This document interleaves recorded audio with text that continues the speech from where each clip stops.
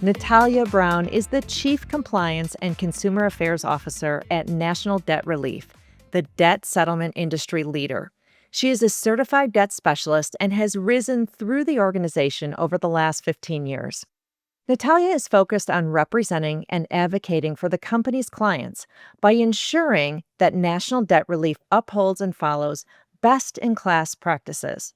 Prior to her current role, Natalia served as the Chief Client Operations Officer, where she played a vital role in National Debt Relief's client journey, overseeing all client-facing operations for the business. Natalia is passionate about helping people with the financial literacy and education they need to achieve financial independence and peace of mind by getting and staying out of debt. Welcome, Natalia. Thank you so much for having me, Tracy. I'm so excited to have this conversation with you. Well, debt is not a fun topic for most people, but I actually think that this is going to be a really great conversation because what I think is important for people who are in debt, who are worried about debt, is to know that there are options for them, right? It's not just about clawing your way all by yourself, white knuckling it out of debt. There are programs, there are resources, there's education that can help you get out of debt and then, more importantly, stay out of debt, right? Absolutely. And it's where my joy comes from is really spreading the message around the options. And we're advocates for consumers and just making sure people know that is something I'm extremely passionate about. Well, you've been with the organization a long time, so I think that that clearly shows a commitment on your part and a belief in what National Debt Relief does, right? Absolutely. 15 years flew by. And I can't believe it's been 15 years, but it's 15 years of helping people and being able to tell my kids that I do something good every day. Right. I would love for you to set the stage for people who are not familiar with National Debt Relief as a company. Just give us a little overview of what the company's mission is and how you accomplish that with your customers.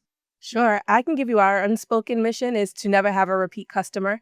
But the real goal is to help people get out of debt. What we do as an organization is we work with our consumers to kind of assess where they are in their debt journey, find out if they qualify for our program by speaking to a debt certified specialist, looking at budget and hardship, looking at affordability, and then we take in all secured debts, unsecured debts, excuse me. So it's credit cards, medical bills, personal loans, things like that, that people may be struggling with when it comes to minimum payments. We come up with one low monthly program deposit for them, and it takes anywhere between 12 and 48 months to get rid of that unsecured debt. And we're just there every step of the way, helping them reduce their balances so that when they leave their program and graduate, they can start that freedom and that savings can start to build and they can live their lives without worrying about that. So, we all know that divorce does a number on people's finances, and particularly so if you're a woman, because the stats for women in divorce are not good. They come out with a smaller share of the assets, a smaller share of the income going forward when it comes to support payments. They often end up with a higher share of the debt. How is that fair? Right. So, today we're going to talk about debt and divorce. And I want to talk about some of the things that happen during a divorce that can really negatively impact your finances. What do you have to say about that? There's so many things, and you're absolutely right. You are the expert here, so but I see it, and I've seen it over my career in having conversations with women specifically, and men sometimes around going through the divorce and what that meant, whether it was an income shift, whether it was having to relocate, whether it's spousal support or child support. There's also dividing of the assets, and let's not just forget the cost of divorce itself, right? There's attorneys involved, and that can be a very long and drawn out process. There's the emotional toll. And sometimes people react to that emotional stress by counterintuitively spending to, make themselves feel better, right? So there's a complete domino effect when it comes to finances where every aspect of someone's life can be impacted. But financially, it's really hard to navigate if you don't have a plan ahead of time. What I see very often is women going into card debt to finance their legal costs during the divorce because they have no other way to pay for an attorney. And they know that unfortunately, without an attorney in a divorce, if you have a contentious divorce, you are probably going to have a negative outcome if you don't have an attorney standing up for you. Yeah, I mean, that's the way the system is built. You should have an attorney. It's the same way you shouldn't represent yourself in court, and it's the same thing in divorce. You shouldn't represent yourself, and that can be really, really costly. There's a statistic out there that says people in general don't have any savings to cover a $500 emergency bill. So I can't imagine what's happening in the world of divorce. Well, when people are getting divorced, they're always talking about splitting the assets, who's going to take a car, who's going to take the house, and all those kinds of things.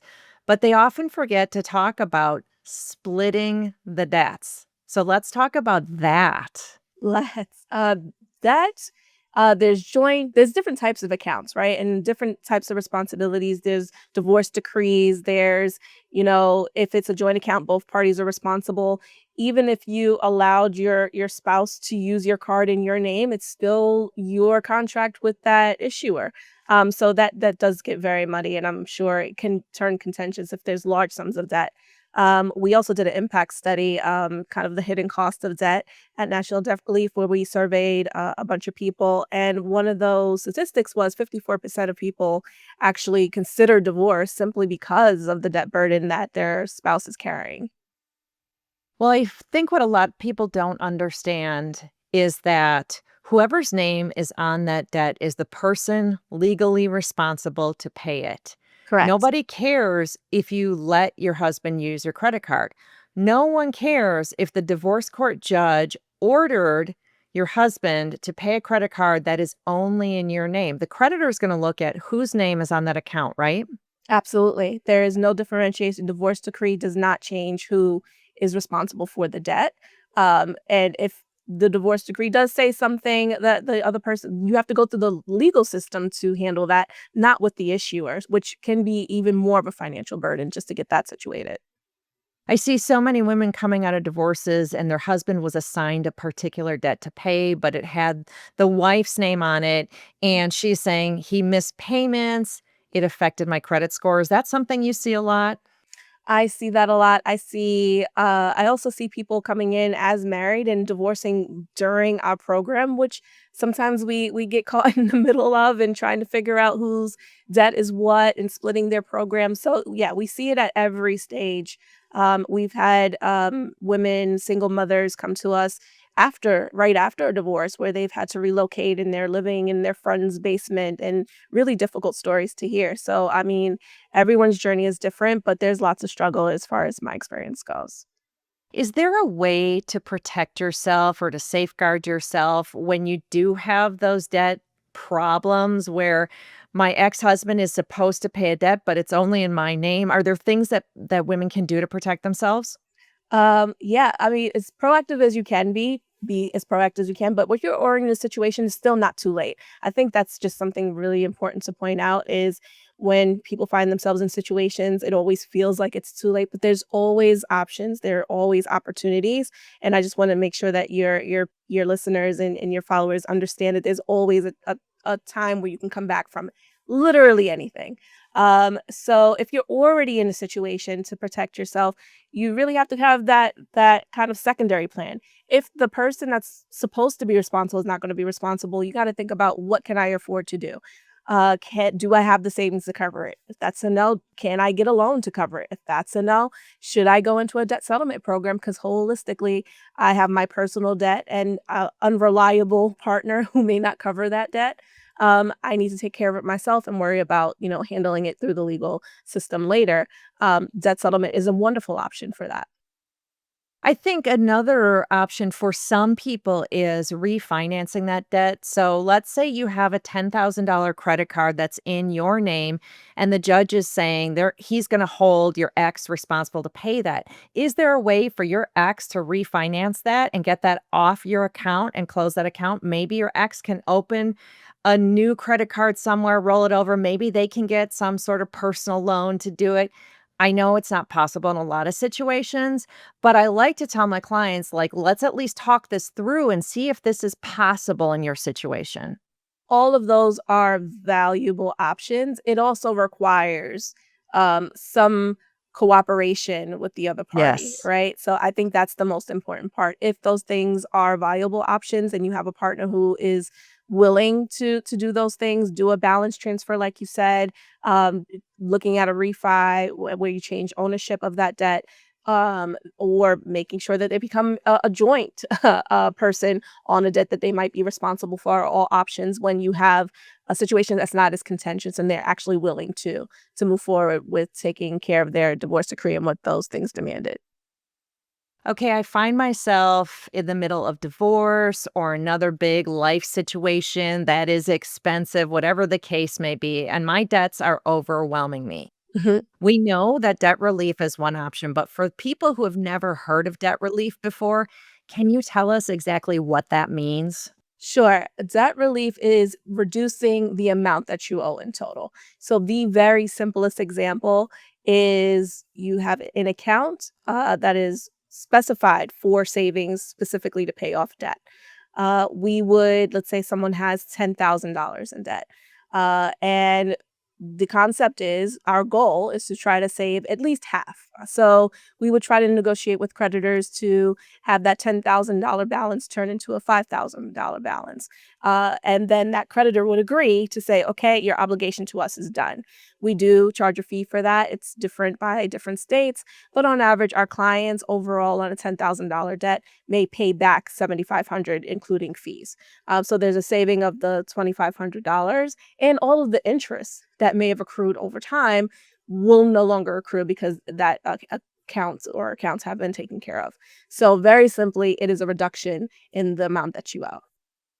So it's negotiating down how much you owe. Is there any piece of it that includes consolidating debts? So I'm paying 8 different credit cards, each a minimum payment every month. Do you all do some consolidation of that as well? No, consolidation is a completely different product. So consolidation, as you describe, is taking out a loan sometimes, um, well, all the time, and paying off all the debt, and then having one payment. So that can be an option for someone who has a great credit score, who has access to additional debt. A lot of our clients no longer have that access to debt. So taking out a loan and passing that underwriting criteria may be extremely difficult, and that's no longer an option for them. So, really, like you said, options are tailored to different people. And if you have a great credit score and you can refi or you can get a loan to pay off those debts and to just focus on one payment with the loan, that's a great option for a lot of people as well. Awesome. Okay. So debt carries with it a lot of shame. Clients tell me that having to work with a company rather than just buckling down on their own to get their debt paid off feels shameful to them. Why do you think people hesitate to reach out to companies like yours for help? Because of the stigma. There is this underlying stigma around if you're in debt, you must be irresponsible. You must be, uneducated. You must have put yourself in a situation, or you are just careless, right? And most people that does not resonate with me. It doesn't resonate with most of the population. So you don't want people to look at you that way. The reality is, people end up in situations because of divorce, because of medical situations, because they lost their spouse. Unfortunately, some people are in a program because their spouse was in an unforeseen accident and now they're in a one income household versus a two income household. There can be any number of varieties, and very, very, very rarely has it ever been just because someone didn't care about the debt that they were racking up. I think that is the exception, not the rule. But there's a perception out there that people who are in deep debt got there by their own irresponsibility. But we know that the stats are different, and the stats say that many, many times it's because of an unforeseen circumstance, right? That is absolutely correct. You can't plan for every scenario that's ever going to happen. And the statistic I mentioned earlier, most people can't afford a $500 emergency bill. So if anything goes wrong, it can set someone back. And there's also the culture that we live in, right? You're advertised to buy everything. We are in a very consumer driven economy. So you see commercials to buy things. You walk into a store, you get a discount if you if you buy things and get their card. So it's also, being conditioned to, consume. That's also part of it, right? So everyone is susceptible to that. We're all exposed to it. Okay, I know that a lot of people who are coming out of the divorce process have debts that they're having trouble paying. Why should they consider doing debt settlement? And why should they consider it before they think about filing for bankruptcy? That is a great question. So I can start with the latter part of that question first. Bankruptcy really has an impact on your future ability to build credit, to get certain jobs, to, get a car that you may need for work because there's a long-term impact to how that reports on someone's credit report. We like to say that we're the step before bankruptcy because if you can afford some level of deposit where we can get to a point of settlement and resolving unsecured debt, rebuilding, according to our clients, rebuilding credit is a lot faster. We did a survey on that as well. And you also, in our program, get lots of free tools, right? So there's the budgeting education, there's savings education, and a lot of our clients who actually get through the program, they have this habit of making deposits every single month.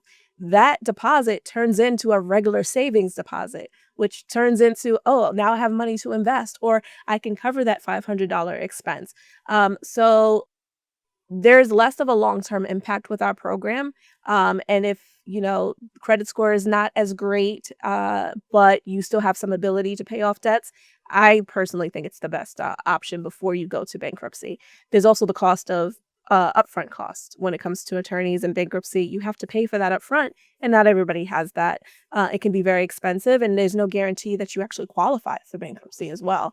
Um, and one more point I wanna make is failing out of bankruptcy is very different than failing out of debt settlement.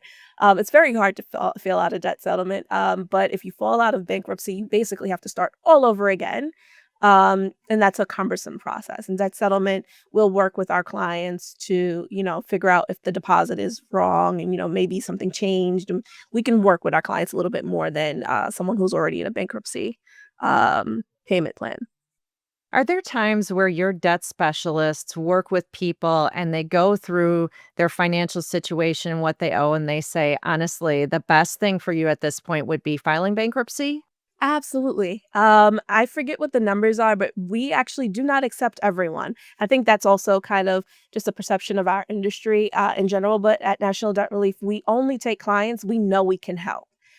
So if someone doesn't can't make a deposit, right? Like there's no way for us to actually negotiate a settlement without someone who can make regular deposits. We're not going to take that person into the program. We're not going to put them in further harm or have their debt continue to accumulate. So yeah, absolutely. If someone is a better candidate even for a consolidation loan or credit counseling, depending on what their financial goals are, we'll tell them debt settlement is not the right thing for them. So once they go through your program and they get their debts paid off, are they done with you? Or do you have a program where they could continue to get education and resources to help them really create some financial independence? That is something that we've been actually really focusing on over the last couple of years is building kind of this ecosystem to support our clients after graduation. So I love that you asked that question. We have a partner that kind of helps people figure out if they want to buy a home and what those steps are and giving them continued education there.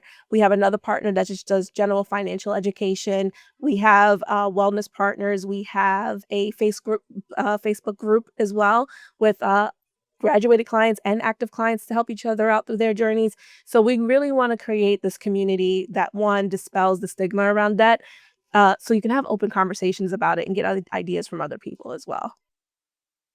I know that the process of debt relief and debt settlement has some negative baggage that it carries. There are people who think that this is a dishonest process. And I think it's because of dishonest companies that are out there. And so I wanted you to talk about some of the practices in the industry that have caused it to get a bad rap and how we know that national debt relief is a little bit different. Wonderful question. And I get this question a lot. It's not a secret. So our industry prior to 2020, I want to say 2010 actually, was not federally regulated. Prior to 2010, there were tons of bad actors in the space, and they were charging basically upfront fees without providing a service, 9 times out of 10. I joined National Debt Relief. They were not a company that did that. And when the rules changed in 2010, guess what happened? A lot of bad actors left the space because they were scammers, right? But they are no longer companies because they had to charge an upfront fee to keep their doors open.